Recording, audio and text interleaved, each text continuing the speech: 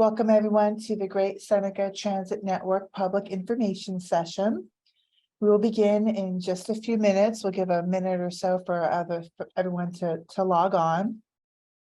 My name is Tammy Lee Dement. I'm with PRR and I will be facilitating today's session. While we're waiting, please familiarize yourself if you're not already familiar with Zoom, which I suspect most of us already are, but please do take a minute to find the Q&A button.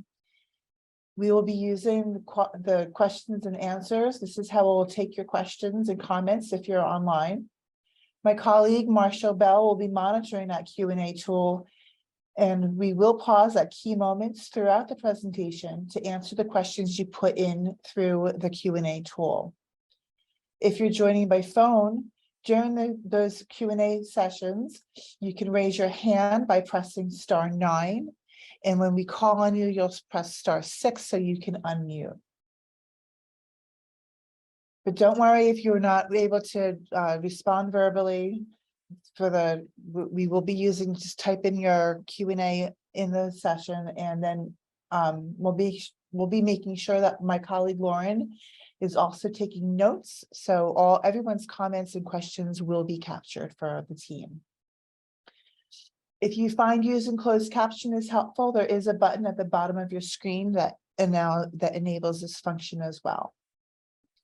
As a reminder, we are recording this meeting tonight, and the presentation will be available afterwards in the future on the website. Just give us a minute to go ahead and do that when we're finished. Can you get the next slide?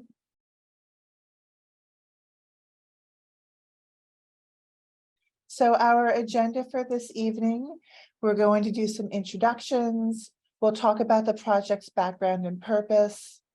We'll talk about the service plan improvements. We'll go over project benefits, and then we'll discuss the timeline and our next steps. And at the end, as well as throughout the presentation, we will have time for questions and answers. To start with introductions, with us today, we have from Montgomery County Department of Transportation's Great Seneca Transit Network Project Team, Deanna Archie, the Acting Chief of Planning and Implementation, and members of her team, Joanna Conklin, Manager of Transit Development, Advancement, and Innovation, Wayne Miller, Passenger Facility Manager, and Will Kenlaw, Manager of Marketing, Advertising, and Customer Relations. Along with our MCDOT team, we also have the project consultants. From VHB, we have Dan Lovis, Senior Transportation Engineer, and his team, Gabe Kleinfeld, Drew Morrison, and Daryl Smith. And from RK&K, we have Michael Geffel and Allison Scott Berkheimer. I would also like to acknowledge that we know Delegate Joe Vogel has joined us this evening. And with that, I'll turn it over to you, Deanna. Okay. Thank you. So good evening and welcome to Montgomery County's Department of Transportation public meeting regarding the Great Seneca Ride-On Extra service. We are excited to introduce our concept plan to you, and we welcome your feedback and engagement throughout the course of the project. We want to ensure that you're aware of the proposed changes, and also welcome the opportunity for you to provide your input into this process. So our project team will discuss the basis of concept to include the route alignment, the station or shelter locations, as well as the timeline and completion of this project. And so now I will like to turn it over to Drew Morrison that will provide the background and the purpose of the project. Thanks so much, Deanna. Drew Morrison with VHB. And really, to tell the story of this project, we want to go back about a decade to the Great Seneca Science Corridor Master Plan. And this master plan from 2010 established the Life Sciences Center and set the vision for this area as a mixed-use hub. And what we've seen over the last decade is that this area of Montgomery County in the Great Seneca Science Corridor, and you can see where that is on the maps that we show on this slide, has become a premier location for advanced technology companies, particularly in the biotech space. And so as part of that master plan, connecting those different companies and neighborhoods together was the Corridor Cities Transitway, a planned bus rapid transit network to support the larger Life Sciences Center vision. And in the last decade, there's been additional planning work to really understand this area, how things are going towards the master plan vision, and what more is needed. So in 2021, the Montgomery County Planning Department launched the minor master plan amendment to the Great Seneca Science Corridor Master Plan. And what they found is that while there's been that tremendous progress at creating a real life sciences hub here, the Corridor Cities Transitway lacks funding. Some of the large projects envisioned in the master plan remain unbuilt, and that full mixed use vision really has not yet been fully realized. At the same time, we know that establishing and reaching that vision depends upon a key element of the master plan, which requires transportation mode shift away from automobiles before additional new development will be approved, so that this will really be a transit-oriented center. So a lot of the focus has been on how can we enhance the transit options in this area, knowing the Corridor Cities Transitway remains unfunded.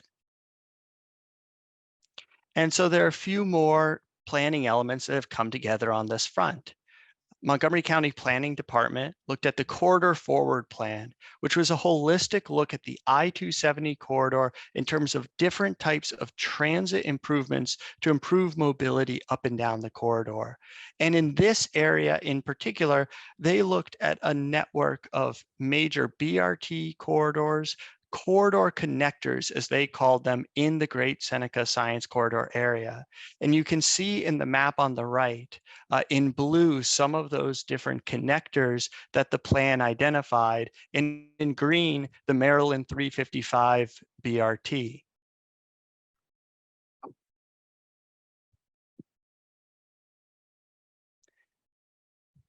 And so we understand from the master plan that there's a goal for this compelling transit-oriented vision, where we not only have a vibrant life sciences hub, but we're able to create vibrancy in the surrounding neighborhoods and connect people to opportunities, to jobs, to education in the heart of the Life Sciences Center. And that Corridor Forward Plan, recognizing some of the challenges associated with the Corridor Cities Transitway, really re-envisioned the transit strategy to look at a network of dedicated bus lanes over time, and in the short term, advance the Great Seneca Ride-On Extra as a short-term improvement. And tonight we'll be talking about what that short-term improvement looks like. So, as we think about what we want to achieve with transit investment in this area, there are fundamentally three principles that really undergird this vision. The first is unleashing economic growth. The Great Seneca Science Corridor is a key piece of the county's biotech life sciences economy. It's an engine that we want to continue to grow, especially coming out of the pandemic. We know that biotech is going to be a central piece of the county's economic future. And associated with that, we need to make sure essential workers can access essential work. As I'll talk about more, this is an area with healthcare, vaccine research, and education activities all happening in one hub, one cluster. And we need to make sure that people can access the opportunities here throughout the county. At the same time, one of the areas through a network system, as you'll hear about, one of the great opportunities is the ability to really directly connect neighborhoods better to other transit options and to the activities in the heart of the Life Sciences Center. So we'll talk about how direct bus transit can really provide some strong benefits for residents and workers to get where they need to go. And a key piece of getting where you need to go is making sure that the right transit and activity centers are connected. So on the map on the right, you can see some of those transit and activity centers that we focused in on in this planning. You can see in the red circle, that's the Shady Grove Metro. Moving from there, the Shady Grove Road Corridor, Rio, Crown Farm, important neighborhood connections, the heart of that life sciences center, which is where Johns Hopkins is, the Adventist Shady Grove Medical Center is, and then just at the south of that, the universities of Shady Grove, Treville Village, places that bring together education, retail options, research, a wide variety of activities, all happening in this area that could be better connected by transit. And so what is the transit strategy? What is this Ride on Extra that we're seeking to implement? My colleagues will talk a little bit more about the details of the proposal, but want to provide a little context to what Ride on Extra is. So Ride on Extra is a Montgomery County branded bus service. It has fewer stops and increased transit improvements to provide a more efficient and reliable transit option for folks. You can see today the 101 bus is in service on Maryland 355. That was the first Ride on Extra service. As you can see in the graphic on the left, that runs from Medical Center in the Bethesda area up to the Lake Forest Transit Center. And you can see some of the stops that it makes along the way. It has branded shelters with real-time information, and you can see that in the middle, what a typical shelter looks like. And then there's special buses that are especially branded. They have free Wi-Fi access and phone charging, so you can get work done on the bus. The buses have a little padding to them so that you can make a longer commute on the route. And these elements of extra service, that high quality brand identification, those enhanced shelters and buses, those are the sort of improvements that would be brought into the great Seneca network that we'll be describing tonight.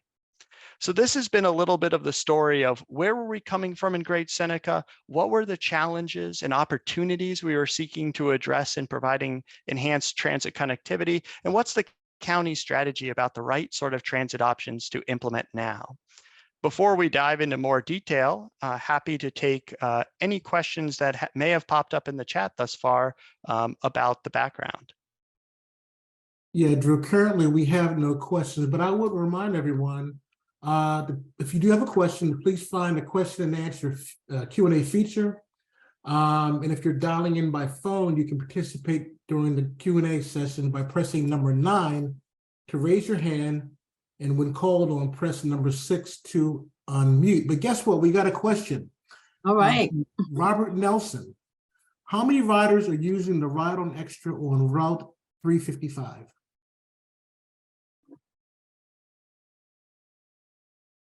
This is Dan Levis from VHB. I don't have ridership figures on 355 Ride on Extra offhand. I don't know if anyone from MCDOT happens to know that offhand, or if that's something we can respond to separately after looking up some of those figures. Very good. We have another question from John. Is the GSTN eventually planned to be extended to NIST in Lake Forest? So we'll get a little bit more into the specifics of the Great Seneca Ride on Extra project and the limits that we're talking about at this point, and talk about what phase 1 entails. There is a longer term, fuller network of the Great Seneca Ride on Extra network, essentially, that would or could extend to the north to reach a number of different destinations, and may in fact connect both toward NIST and toward Lake Forest. At this point, the best source of information for the long term is part of the website and can be reviewed in terms of the sort of global network for Great Seneca Transit at this point. And MCDOT will be delving into those later phases as time continues and funding is approved for advancing those later phases. And Marshall, I can respond for the ridership data. So currently the Route 101 is averaging close to about 700 riders on average daily. Very good. And just as a reminder, one more time, if you are dialing in by phone, you can participate during the Q&A session by pressing number 9 to raise your hand. And when called on, press number 6 to unmute. And I think that's all the questions we have right now. Great, thanks. Well, I think we'll keep moving into some of what one of the questions asked, which is a little bit more information on the service plan and improvements. Again, this is Dan Lovis with VHB. I'm a senior transportation engineer and the project manager for the consultant team working on this project.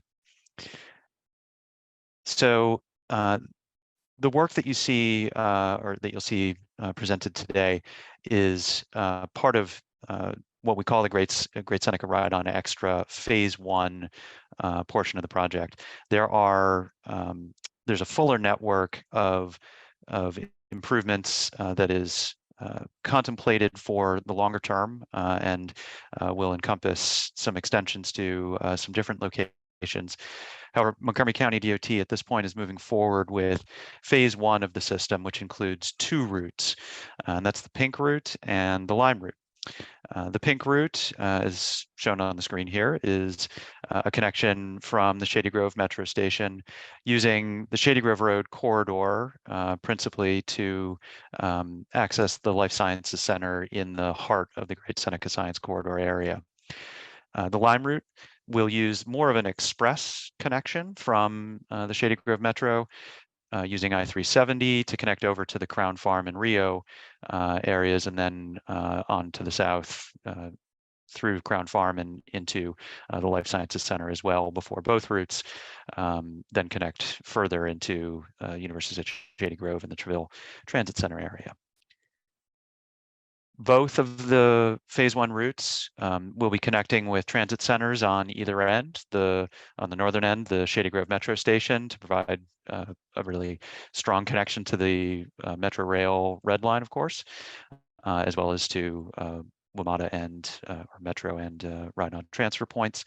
And then on the southern end, the Treville Transit Center, which is adjacent to University of Shady Grove and the Treville Village Center, and also provides ride-on service, will function as the southern termini and transit center for the project.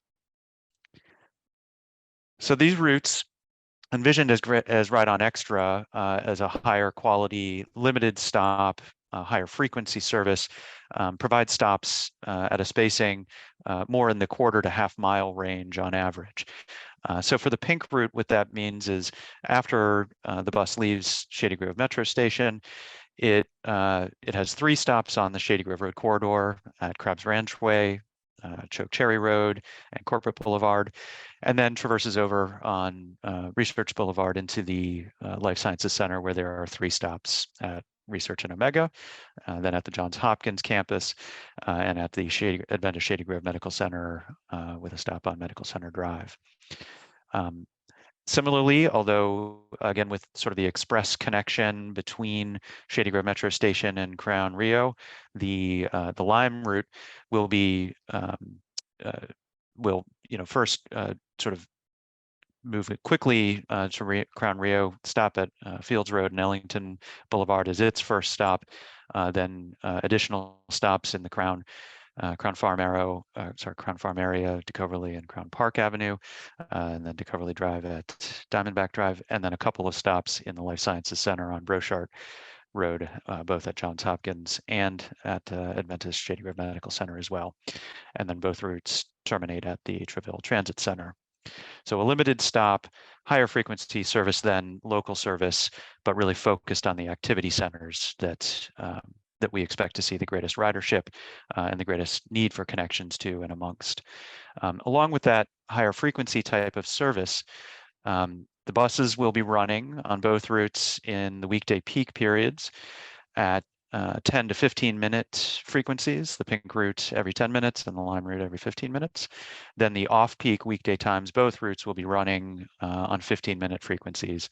And then the service backs off a little bit on weekends to 30-minute frequency.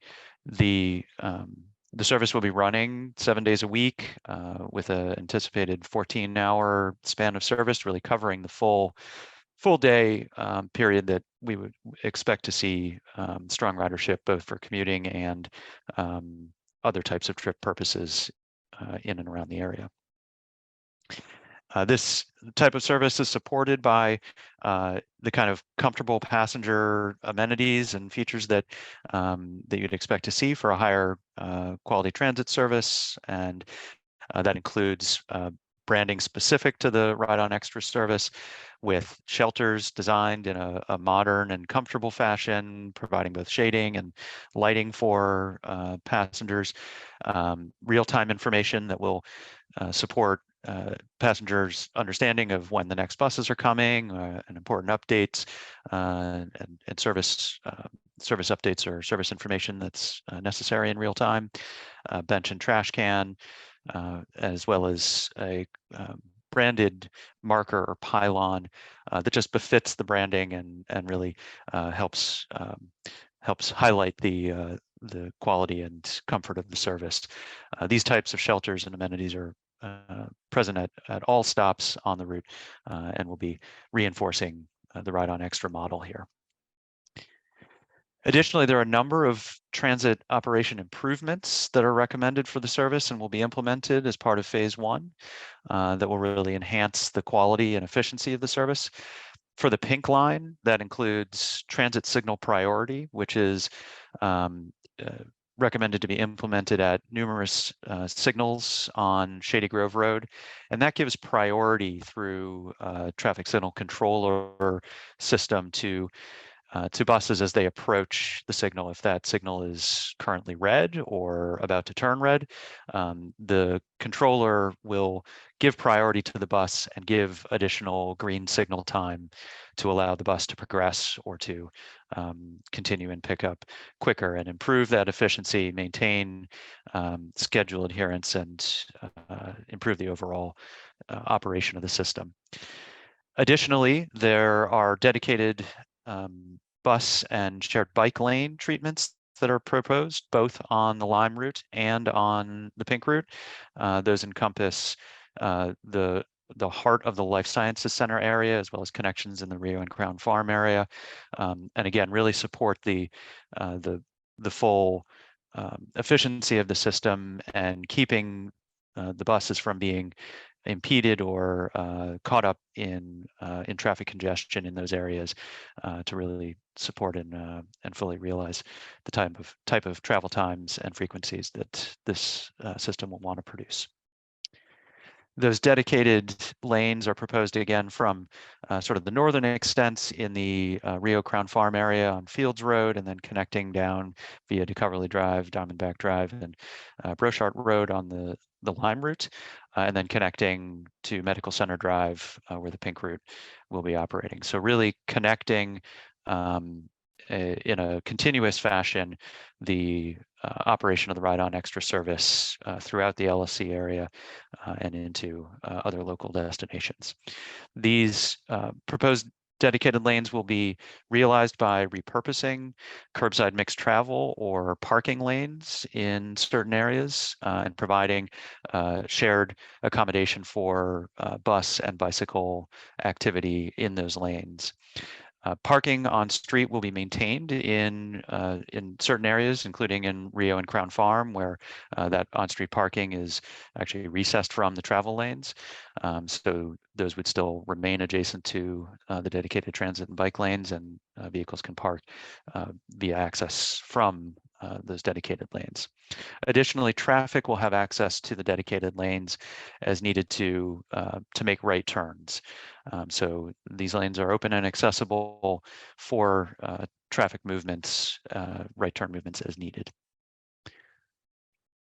What that looks like in sort of the practical design aspect, as you can see on the screen, are dedicated treatments on street with a red painted treatment in the lane and markings to designate use by buses and bicycles in those areas. Then as the lanes approach intersections, a dashed red or a arrow type of treatment, as well as supporting signage is used to indicate where traffic is intended to access the lane in order to make turning movements. Additionally, you see in this example from our Fields Road design, areas where on-street parking recessed from the roadway is maintained and unaffected by the designation of dedicated lanes on the roadway itself. As a part of the implementation of the dedicated lane treatments, Montgomery County has looked at traffic analysis of what the potential impacts would be from converting travel lanes to these dedicated bus and bike and shared right turn, otherwise known as bus access turn lanes.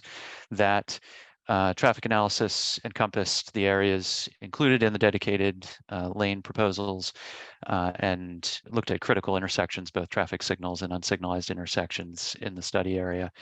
The findings of the traffic analysis indicate that for both the weekday morning and evening peak hours, that the critical intersections will continue to operate at very similar levels of service and at overall acceptable levels of service according to the county's guidelines in all areas after the conversion of curbside lanes to the dedicated lane treatments, which indicates overall that there is the capacity to allow for both efficient traffic operations and provide dedicated space to promote and preserve the ability for transit to operate in the area with minimal impact from prevailing traffic conditions around it. And at this point, we can pause and look to take any further questions for just a little bit between Yes, Dan, sections. Dan, we've got 3 questions. The first comes from Charles. He asks, how will the initiation of these ride-on extra routes impact service on ride-on Route 43?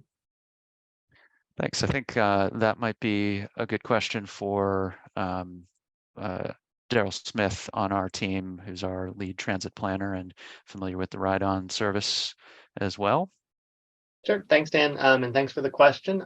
So as where we are today is the ride-on extra service that's proposed is in addition to the existing service. So the Route 43 is not planned for immediate change as a result of this effort. However, I should point out that we separately have a project that Montgomery County DOT has underway called Ride-on Reimagined that's currently evaluating the entire route network. And that's a separate effort. And there is more information on the Montgomery County DOT website. Look for, if you Google Ride-on Reimagined, it'll come right up for you. You can see more information there.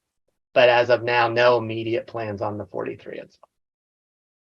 And if I could just add to that, throughout this plan, it has always been envisioned that this would be an overlay service. So as Daryl indicated, the local service primarily operate as is. So it's considered an overlay of what is existing. Great. Our next question comes from CJ. He asks, the Falls Grove Village Center is the largest retail node on Shady Grove Road. Was consideration given to a pink line stop there? So I'm just going to backtrack back to the original map.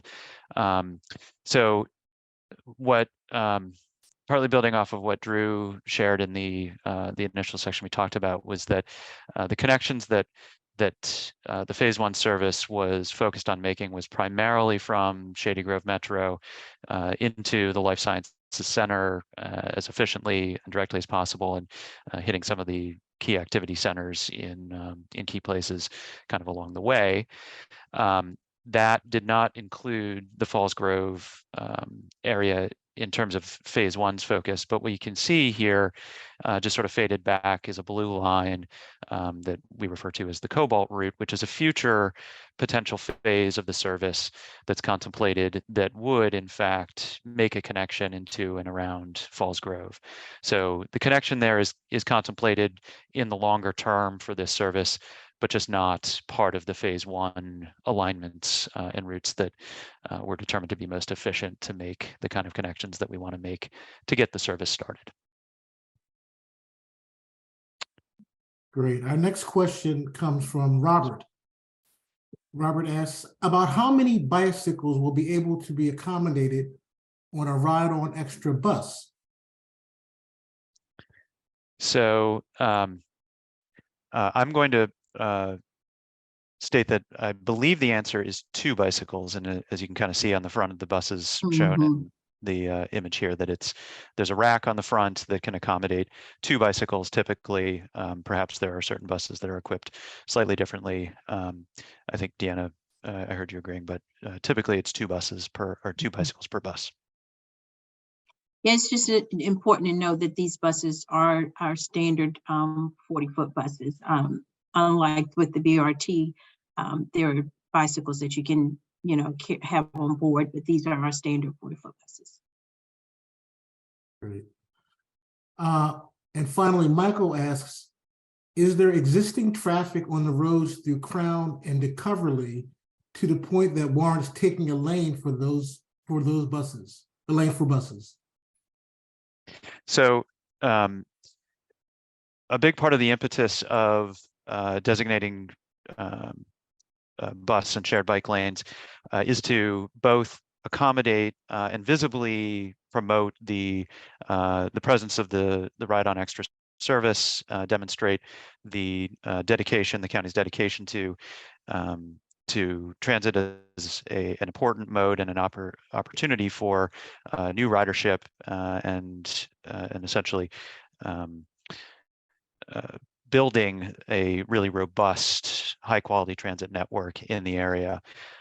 Currently, traffic volume levels are accommodating to the conversion of bus lanes, and the intent is to preserve that kind of accommodation in the future, even as additional development takes place, to the extent that there's continuing to be a strong balance between traffic and transit on the network.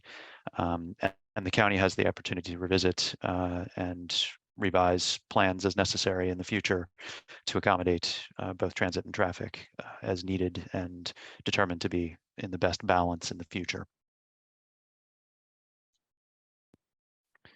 Great.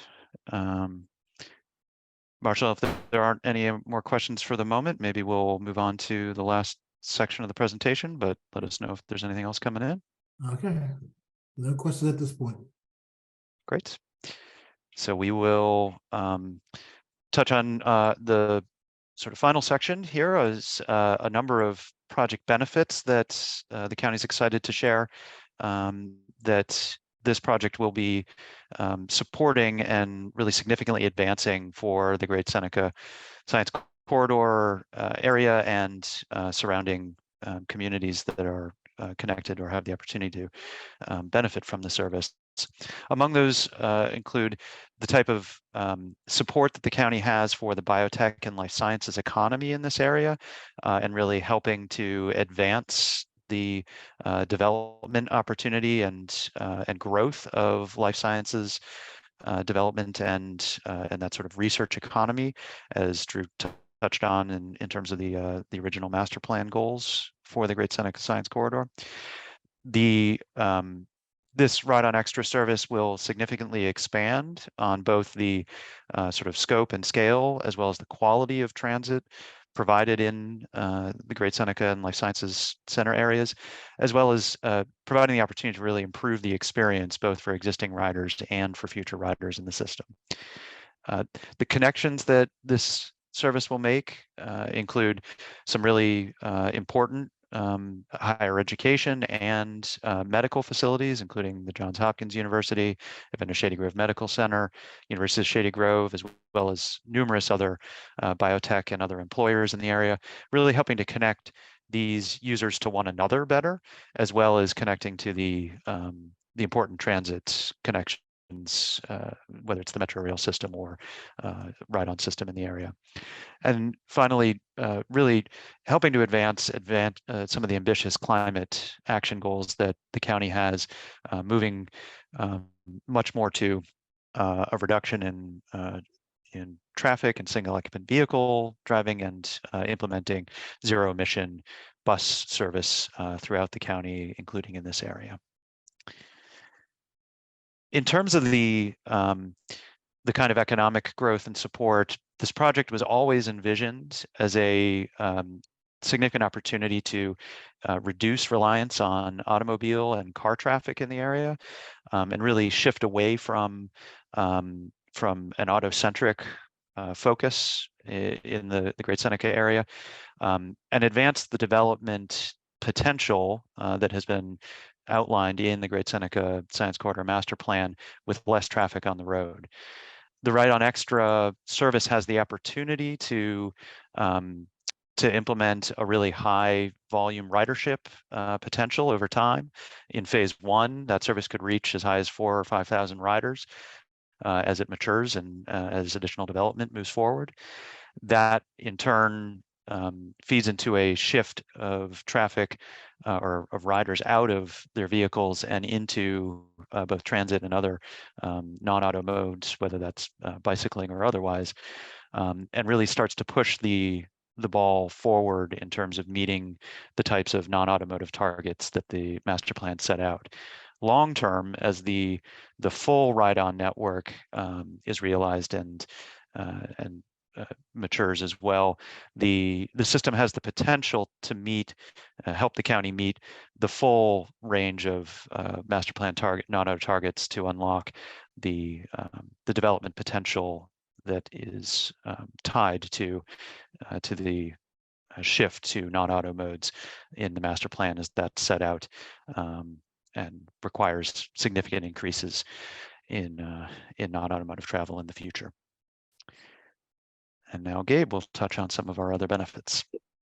Good evening, everyone. My name is Gabe Kleinfeld, and I'm a senior transit planner on this project. So just to further the project benefits, I'd like to talk to you about the travel time savings we have. So to kind of play off the goals of connectivity to major hubs and key activity centers in this corridor, we looked at the travel times between a few of these areas. So Rio to Treville, Shady Grove Metro to Adventist Medical Center, and then Shady Grove Metro to Treville Transit Center, which are the 2 termini of our Great Seneca Transit Network. You see on the graph here, it takes a lot longer to get there right now with local service. Now, the local service isn't necessarily direct, so you have a transfer penalty in there, and that's why you see these large green bars showing just how long it takes to get from each of these origin to these destinations. So through our package of bus treatments like dedicated lanes, transit signal priority, and fewer stops, you will have a much quicker ride. And that really plays off to our direct service through the life sciences corridor. Right now, our local service, the 55, 59, 67, and 43, there's not really direct service serving all these centers going through our life sciences corridor. So you see major travel time reductions from Rio to Treville is 53 minutes. It's now 10 minutes. From Shady Grove Metro to Adventist Medical Center, it goes about in half, from 43 to 21. And then from Shady Grove Metro to Treville, which you could take the Lime or the Pink route, they both serve both. It goes from 25 to 18. Now, this is all variable and all on average, but the bottom line is we do have that significant reduction in travel times and improved service through our package of bus stop improvements. So getting from point A to point B is going to get easier because of the Great Seneca Transit Network. Moving on to our improved service. So the map you see is a 60-minute transit shed. So what that means is we picked a couple of spots. That's Adventist Hospital and the Treville Gateway Transit Center. And we want to answer the question, how far can you get from these places in 60 minutes using transit? So that light purple represents what we have now on our current existing transit network, any form of transit, any local bus. And with the implementation of the Great Seneca Transit Network, we add on these darker purple areas, as you can see further out in Germantown, more spots in Olney, a little bit in Damascus and Poolsville. So there is definitely an increase in transit access in Montgomery County. And what's important to note about these is there is a expanded service to equity emphasis areas and areas of persistent poverty. Now, what does that mean? An area of persistent poverty is an area that's been in poverty for 30 years. So over the last three times the census was taken, there is still significant poverty in this area. So this is not a recent thing, and this is not unfortunately a short-term thing. This is areas where they have dealt with poverty for 3 decades. The equity emphasis area is defined by the Council of Governments, areas where there are low-income individuals or any traditionally disadvantaged groups. So these are people that would be considered transit dependent. They have a high propensity for transit, and they need this service. And this is so these targeted service improvements would really help in these areas and these populations where it would really do a lot of good. We'd like to say you have a little bang for your buck, where you really help out those who are really dependent on this transit by giving them improved and more efficient transit options. About our zero emission bus fleet. So the Montgomery County has an ambitious climate action plan to cut emissions by 100% by 2035. Obviously, transit will play a huge part of that in more efficient, energy efficient vehicles, taking single occupancy vehicles off the road, reducing car trips in general, and developing land use that is conducive to this transit use. So this zero emission bus fleet is just one of the parts of this greater effort for climate action in the county. So a little bit about the zero emission fleet. In aligning with the sustainability goals, we'll be advancing battery electric technology. That'll happen after the service starts, after construction and the implementation of this project is begun in June 2024. So this battery electric technology, you see that picture on the right, that's a pantograph charger. We'll have these chargers to charge these buses. So it's not just the buses that will be improved that you'll see. There will also be supporting infrastructure like these chargers, and the garages will be retrofitted to serve these buses. And this is all as part of the greater county climate action plan to have more efficient, more climate sustainable public transit and better infrastructure and facilities to support this these battery electric and zero emission bus fleet.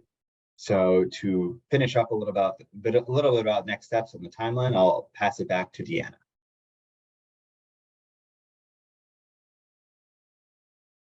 Hey, thank you, Gabe. So just to go over the timeline of where we started and where we are in the process. So we began the process in spring of 2020 through the summer of 2021 with a visionary plan for the entire Great Seneca network of services to be implemented over the next several years. Then in the spring of 2022 through the winter, we started with the planning and preliminary engineering phase of the project by evaluating the station or shelter locations, dedicated lanes, as well as establishing the TSP checkpoints. We have now transitioned into our final engineering design this winter, and we will begin construction this summer of 2023. And so our plan is, as Gabe has mentioned, is to launch this service in the summer of 2024. And as we mentioned here, we want to hear from you.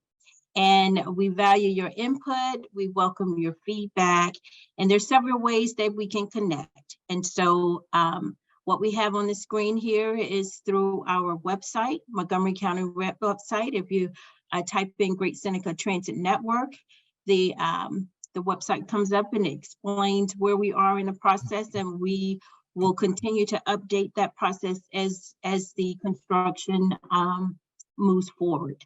You can also email us at greatseneca.transitnetwork@montgomerycountymd.gov, as well as reach out to us through our social media outlet at Ride On MCT through our Twitter, Facebook, and Instagram accounts. So we have various ways for us to stay connected, and we appreciate your time and attention during this time. So I think I'll turn it back over to Marshall and see if we have any additional questions that we can answer. Thanks, Dan. Yeah, we do have a question that's coming. I definitely invite folks to please, if you have questions, to put them in the chat. But we do have a question from Robert. Robert asks, since Metro Rail serves riders south of Gaithersburg, how do you envision customers from the Up County being able to take advantage of the new Ride on Extra system? Mark runs only 7 trains per day. Thanks, Marshall. Yeah, as we outlined, the phase 1 service does connect Shady Grove Metro and into Life Sciences Center. We did allude to the larger vision plan, which does include longer term connections and service going further north into the county. But this is a little bit of a larger picture question in terms of broader service and how sort of Corridor Forward fits and some other efforts Montgomery County DOT is engaged in. And I'll let Daryl chime in a little bit further on this. Sure. Thanks, Dan, and thanks, Robert, for the question. So on this, again, I'm going to refer to Ride on Reimagined, which is, the other effort that is underway. And again, if you Google Ride on Reimagined, you'll get the page to come right up on the county website. But I will say that existing services exist between the Germantown Transit Hub and Shady Grove, the 100. It's an express service that runs nonstop between the two, that every 15 minutes or better throughout the day on weekdays.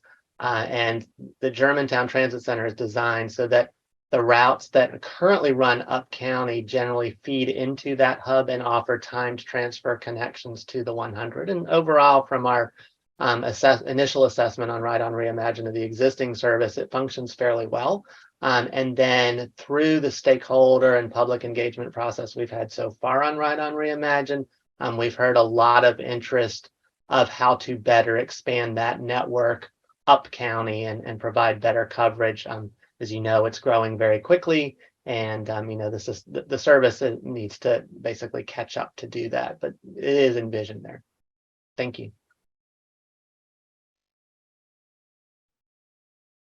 That's the only question we have at this point. We can give folks a few more minutes to pose a question if you'd like. That'd be good. I'll put the information back on the screen too for the contact information if anybody is looking to take down information here on how best to contact the county on this project, or provide further feedback or submit questions that you may have even after this presentation. Similarly, this presentation is being recorded and will be available for the public to view after today and posted on the website.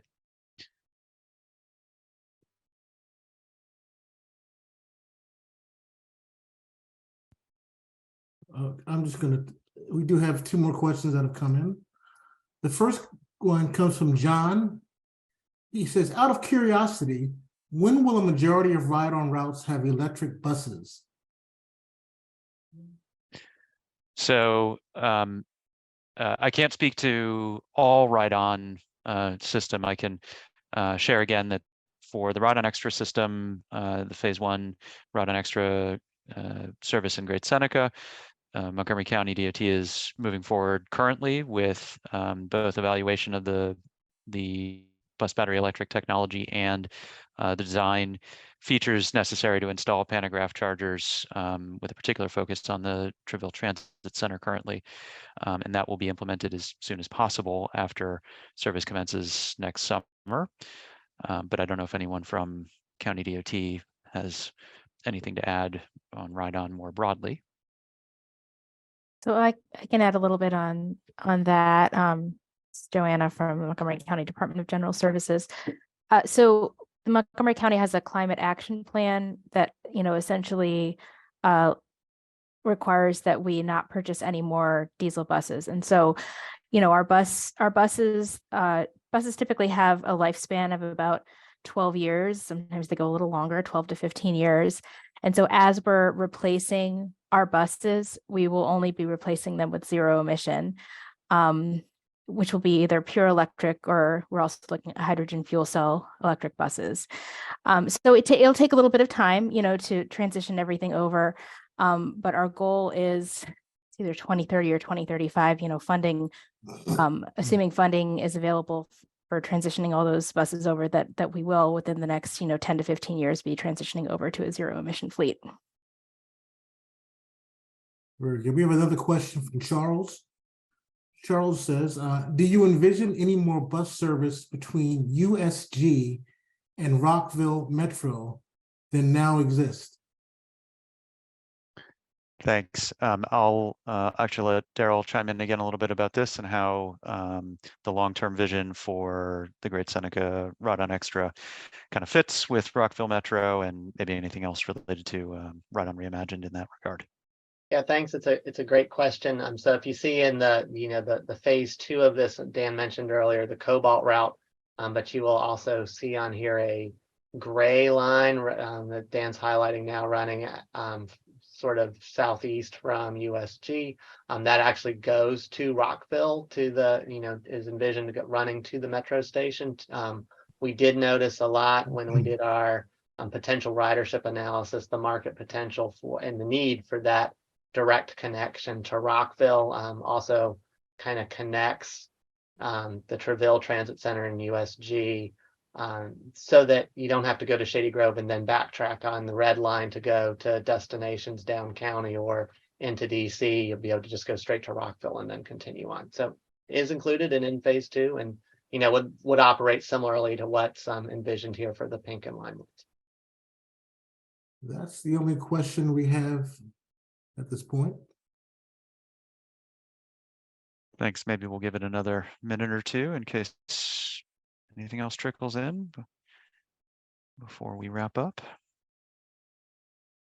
Not seeing any additional questions, I don't think. Just saying a thank you, I appreciate it. We're happy to have been able to provide an update on this project. A really exciting opportunity for the county and advancement of the goals here in the Great Seneca Science Corridor and Life Sciences Center areas.